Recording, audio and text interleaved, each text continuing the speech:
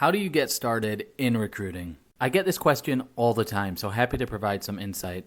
If you're interested in getting into recruiting, save this video for later. It is a little lengthy. So before I even get started, I would ask, why do you want to get into recruiting? If you want to get into recruiting to help people, you might want to reconsider. We do help people, but the primary job function is to actually help companies. So if you're looking to try and help everybody, it actually could be really frustrating going into recruiting because you can really only help a limited pool of people.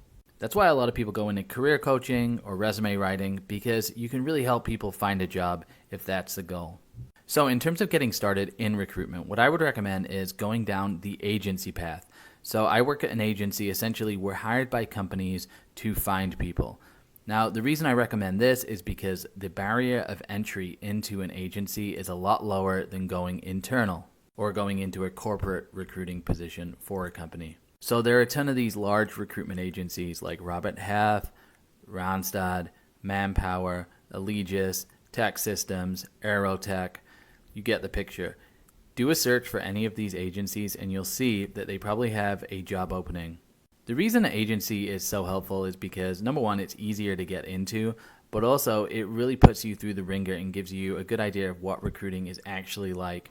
You have to do a lot of phone calls, you have to learn and really think quickly on your feet.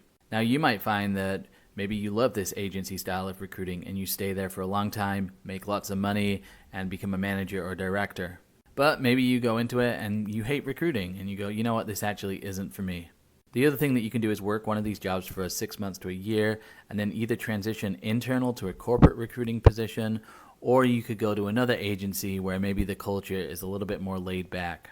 Now, if you want to go the other option and go internal at a company, it's going to be more challenging because most of those positions require experience.